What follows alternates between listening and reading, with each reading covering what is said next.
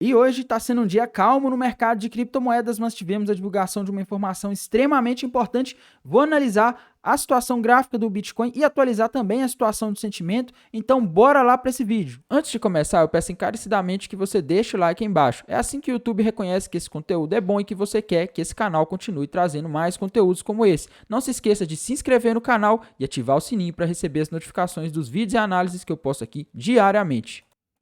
Bem, pessoal, então hoje Bitcoin está caindo um pouquinho aí, dá para dizer que nem está caindo, dá para dizer que ele está parado, né? Caindo cerca de 0,5% naquela região dos 29.392, que ele já está aí há praticamente meses, né? Se a gente olhar aqui, lá no mês de março ele já tinha batido nessa região várias vezes. Bitcoin dá para dizer que ele está andando de lado há muito tempo, tá?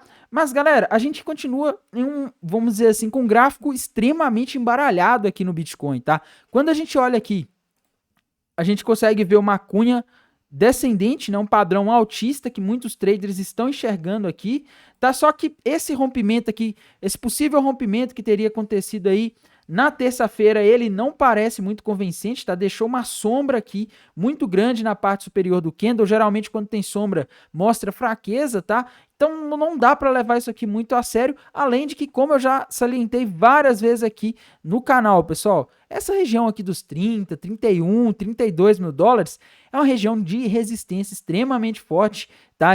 Já foi suporte em vários momentos importantes, se foi suporte, vira resistência, ou seja, é uma região que não dá para levar muito a sério um rompimento que não dê sinais claros aí de força, como foi o caso desse aqui, que muitas pessoas estão enxergando, dessa cunha, e dessa outra cunha que foi rompida há mais tempo, que também até agora não conseguiu buscar o seu alvo, tá? Então a situação gráfica do Bitcoin continua embaralhada, eu consigo mais enxergar para onde ele está indo por meio da análise de sentimento, vou falar disso daqui a pouco, mas em termos de gráfico a gente tem um único sinal aqui na minha visão, que é aquele possível retângulo que foi rompido para baixo, que projeta o Bitcoin na região entre 28 e 300 mil dólares, tá? Então, um alvo um pouco abaixo aí, que alguns podem considerar que ele alcançou, porque ele já foi na região dos 28.400 dólares, outros não, tá? Eu considero que talvez não, mas o gráfico aqui é um gráfico realmente muito difícil, porque o mercado ele tá andando de lado, ele não sai da mesma faixa de preço, tá? Ele não tá fazendo muita coisa relevante, beleza? Temos que atualizar também aí sobre o mercado americano, que hoje subiu na parte da manhã. Isso aconteceu, pessoal, porque a gente teve a divulgação de um dado que eu já havia comentado, tá? O Bitcoin, mesmo na hora que o mercado americano estava subindo, ele não subiu, ele ficou parado. Isso mostra como o mercado ele está com baixa liquidez, ele está com pouca negociação, né? As pessoas nem estão mais olhando muito macro, pelo menos é o que eu percebo, tá? O SP500 ele subiu forte na hora e depois recuou, e o Bitcoin nem isso, né? O Bitcoin ficou o dia inteiro ali mais ou menos parado, na hora ali na parte da manhã, ele fez algum movimento também, né? Mas não muito, tá? Então a gente vê aqui que essa divulgação de dado não afetou tanto o mercado de criptomoedas. Vou falar aqui dos dados que foram divulgados. Hoje, às 9h30 da manhã, tivemos a divulgação do CPI, Índice de Preço ao Consumidor dos Estados Unidos. Ele veio dentro da expectativa, viu, pessoal? A projeção do mercado é que o núcleo crescesse em 0,2%, ele cresceu em 0,2%. Tá? O núcleo é o mais importante de tudo. Depois a gente vê aí o índice cheio, a expectativa era 0,2% e cresceu 0,2%, o que para mim é bem surpreendente, viu, pessoal? Porque, como eu disse nos últimos dias, o petróleo só em julho subiu cerca de 13% no mundo. Nos Estados Unidos foi até mais, tá? E mesmo assim a inflação lá nos Estados Unidos ela cresceu relativamente pouco em julho, o que para mim é bem estranho assim, tá? O petróleo ele tá muito ligado aos custos de produção das empresas, do transporte e, na minha visão, deveria ter afetado mais aí o setor produtivo lá nos Estados Unidos, tá? Ainda mais se a gente considerar que lá está no verão, que o mercado de trabalho está apertado. Também tivemos o dado dos pedidos iniciais para o seguro-desemprego, ele veio acima da expectativa, tá? O que é bom, teoricamente, mostra mais pessoas ficando desempregadas. Não é bom para mim ou para as pessoas que estão ficando desempregadas, mas é bom para o mercado, porque o mercado de trabalho nos Estados Unidos ele anda muito apertado nos últimos tempos, tá? Isso faz com que a inflação aumente e o Fed tenha que manter os juros altos. Esse aí é um dos problemas que, inclusive, afeta muito a parte mais difícil de se combater da inflação, tá? Então, a gente teve os dados macroeconômicos hoje, os que tinham que ser divulgados, todos vindo muito bons, tá? O que deixou o mercado, obviamente, muito animado com essa situação e a gente teve aquela alta de manhã, mas depois no final da tarde ali o mercado ele caiu na real e viu que os juros continuam altos, que os problemas continuam aí, tá? E amanhã, galera, por volta das 9h30 da manhã, nós vamos ter a divulgação do PPI, Índice de Preço ao Produtor, lá dos Estados Unidos, e a expectativa do mercado é um crescimento de 0,2%. O último foi 0,1%, tá? E aqui, pessoal, na minha visão, talvez o aumento do combustível, o aumento do petróleo e das commodities, ela possa ter mais impacto, tá? Porque o produtor, geralmente o produtor, no caso, pessoa que tem uma indústria, uma fábrica que presta serviço, uma fazenda, ele vai sentir o impacto dos preços de aumento de combustível primeiro do que o consumidor, tá? Esse aumento ele não é repassado instantaneamente na maior parte dos setores. Você tem um tempo ali até o reajuste dos estoques, né, até os preços subirem de fato e baterem no mercado consumidor, tá? Então, talvez amanhã a gente tenha aí alguma informação importante. Esse dado é bem importante às 9h30 da manhã, mas pelo visto, pessoal, o macro não está mexendo muito com cripto, porque os dados estão bons, tá? Pelo que eu acompanho do mercado de criptomoedas aí, desde o início de 2017, quando eu iniciei nas criptos, desde 2015 eu estava no mercado de ações. Uma coisa que eu aprendi, galera, é que parece que os dados ruins dos Estados Unidos, eles costumam impactar mais os mercados de criptomoedas ou os outros mercados secundários, como o mercado brasileiro, do que os dados bons, tá? Os dados bons, muitas vezes, quando você tem só dados bons, o mercado se sente confortável, os mercados de criptomoedas ou outros mercados, eles tendem a andar mais sozinhos, tá? Então, é o que eu observei aí ao longo desse tempo, beleza? Mas, bem, temos que olhar também a situação de sentimento aqui do Bitcoin, a gente tem algumas novidades, a começar aqui pelo TRDR, né, pessoal? Hoje, o long short ratio subiu mais e a taxa de funding se estabilizou aqui no seu teto. Está mostrando que a gente está com mais pessoas compradas do que vendidas. Porém, pessoal, a gente não teve tanto aumento assim no Open Interest, tá? Ao longo do dia. A gente teve algum aumento ali, principalmente por volta das 9h30 da manhã, na hora em que a gente teve a divulgação do dado de inflação dos Estados Unidos. As pessoas entraram compradas, a gente viu que o long short ratio subindo na mesma hora, só que não aumentou tanto e não aumentou de forma consistente. Vamos dizer assim, não acompanhou o crescimento do long short ratio na parte da tarde, tá? Mostrando que aumentou o número de pessoas compradas em relação a pessoas vendidas, não porque mais pessoas estavam abrindo posições compradas o tempo todo, mas talvez porque as pessoas vendidas estavam saindo do mercado aí, tá? Fechando posições porque viram o dado de inflação bom, e isso aí fez ficar mais pessoas compradas, tá? Mas no geral a liquidez aqui ela não tá aumentando, pelo menos hoje a gente não teve um aumento substancial de liquidez para justificar grandes movimentos aí nas criptomoedas e principalmente no Bitcoin, tá? Temos também que falar aqui da Highblock, ver como que tá ali os sinais que essa plataforma nos dá. E começando aqui pelo de 7 dias, né, que o André Fauci me falou que ele gosta de analisar, e também pelo que eu vi aqui é bem consistente. Galera, o de 7 dias, tá? O que a gente tá vendo aqui? A liquidez que tinha acima ali na região dos 30.100, 50, 30.200, ela foi pega no último dia porque o Bitcoin ele fez aquele movimento de alta ali nas últimas horas, aí nos últimos dias, tá? E depois que pegou essa liquidez ali acima, pessoal, a gente ficou com muito mais liquidez abaixo, principalmente na região dos $28.600, tem bastante liquidez, tá? Até os $28.000 tem bastante liquidez, e quando a gente tem mais liquidez abaixo do que acima, isso diz pra gente que existe uma maior probabilidade de o mercado cair do que subir, tá? Porque ele geralmente vai buscar essa liquidez.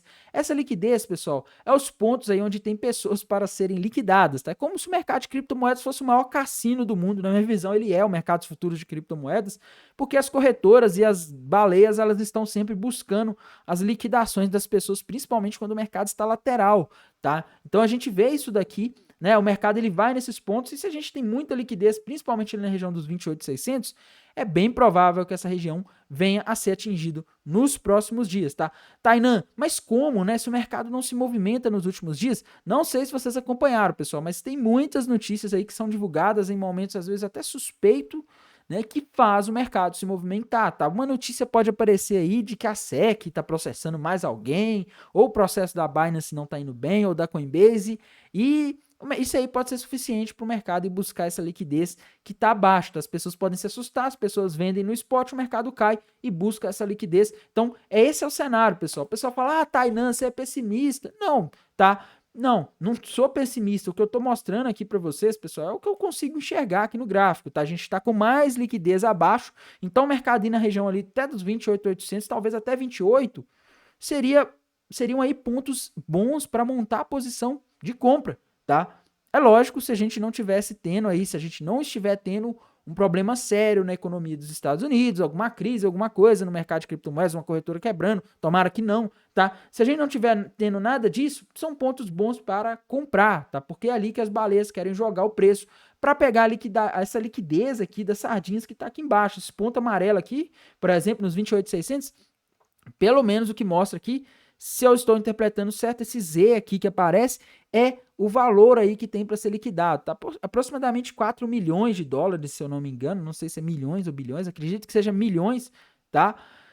E seria um ponto ali que as baleias poderiam jogar o mercado para pegar a liquidez dessas pessoas, beleza? Bem, pessoal, também tem que falar aqui da Ethereum, tá? Vamos dar uma olhada no que está acontecendo aqui com a nossa querida Ethereum. Começando aqui pelo tempo gráfico menor, gráfico de 1 hora, pessoal, a gente vê aqui na Ethereum que ela rompeu para baixo aí um topo duplo. Ela tá com uma dificuldade aí de ir buscar o alvo, né? Mas a gente consegue ver aqui, ó, topo duplo rompido para baixo. Quando a gente faz uma projeção para baixo aqui desse topo duplo, o alvo para Ethereum estaria lá na região dos 1.830 dólares. Tá? Agora ela está em 1.847.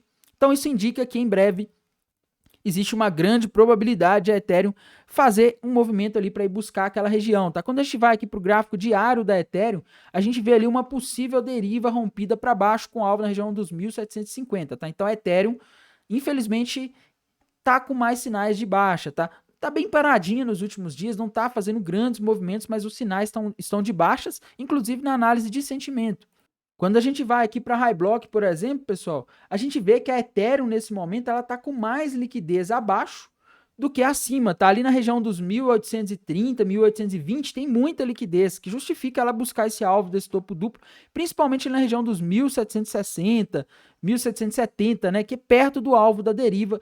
Ali tem uma liquidez grande para Ethereum, tá? Então a gente vê aqui que abaixo a gente tem muita liquidez, né? Então se a Ethereum fosse buscar ali os 1.750, ela conseguiria pegar bastante liquidez aí das pessoas que estão em posição comprada, e ali na região dos 1.750, que é o alvo da deriva, poderia ser uma região boa para montar uma posição de compra. É óbvio se não estiver saindo nenhuma notícia ruim aí, ou algo realmente sério, tá? Não estou falando dessas notícias que aparecem como food, estou falando de notícias sérias, como por exemplo, uma corretora está quebrando, ou alguma notícia aí de algum problema econômico sério nos Estados Unidos que apareceu do dia para a noite, tá? Então, essas são as coisas que a gente deveria prestar atenção aí para decidir se abre uma posição ou não naquele ponto. A XRP segue naquela mesma situação, pessoal. Tá recuando aí, tá o alvo do topo duplo que ela rompeu para baixo, tá na região de 52 centavos, não tá se movimentando muito hoje, mas tá tudo indicando que ela venha a buscar aquela região, tá? Outra moeda aí que a gente não pode deixar de dar uma olhadinha, que subiu forte ontem, é a Aptos, tá? Aqui é uma moeda aí também que acabou a APT, né? Ela acabou gerando aí uma tensão ontem, tá? As pessoas estavam todas falando da Aptos, e ela subiu ontem ali cerca de 10%, na máxima do dia chegou a subir 15%, mas hoje já está caindo aí um pouquinho, tá? Também não é uma queda muito grande, mas eu vejo aqui, infelizmente, uma tendência de queda, porque geralmente essas notícias, quando acontecem, elas tendem a fazer o mercado subir na hora e depois cair, voltar para o preço em que estava ou próximo do preço em que estava, tá? Ainda mais porque, galera, eu sei que o triângulo descendente ele não é um padrão de reversão, tá? Mas eu já vi ele várias vezes nesse contexto, ele tem um significado muito forte. Parece que a Aptos está rompendo para baixo aí um possível triângulo descendente, tá? Aqui, nesse caso aqui, indicaria queda para Aptos, tá? Seria alvo ali de novo na região em que ela estava dos 6 dólares e 60 centavos, agora ela está em 7,20, tá? Tainan, triângulo descendente, o que significa isso? É um padrão gráfico que geralmente é de continuação de tendência de baixa. Aqui ele estaria aparecendo um contexto oposto, mas geralmente ele tem uma característica, os topos eles vão ficando cada vez mais baixos, né? E os fundos eles vão ficando sempre aqui na mesma altura, o que mostra, galera, que os vendedores estão conseguindo empurrar o preço cada vez mais para baixo, os compradores, o máximo que eles estão conseguindo fazer é defender uma região. E na hora que essa região é rompida para baixo, o mercado tende a ir buscar o alvo, porque significa que os compradores perderam a batalha e os vendedores vão empurrar para baixo, beleza? No mais, pessoal, próximos dias, tá? A gente tem algo aí importante que é o fato de não termos muitos dados macroeconômicos relevantes sendo divulgados aí nos próximos dias, principalmente na semana que vem, tá? Isso aí, galera, tende a fazer o mercado ficar mais parado, né? Pelo menos o SP500 que movimenta os outros ativos, quando ele está aí com muita volatilidade, ele mais parado, ele sem muitos dados relevantes tende a ficar mais quieto, o que tende a fazer o mercado de criptomoedas não ter tantos ruídos externos para se movimentar, tá? E aí a gente tem que concentrar principalmente na análise gráfica e na análise de sentimento do Bitcoin na próxima semana para conseguir obter aí uma maior assertividade nas operações com o Bitcoin, beleza? Bem, pessoal, no mais é isso, desejo a todos aí uma excelente quinta-feira, um bom descanso e bons negócios, até mais, tchau!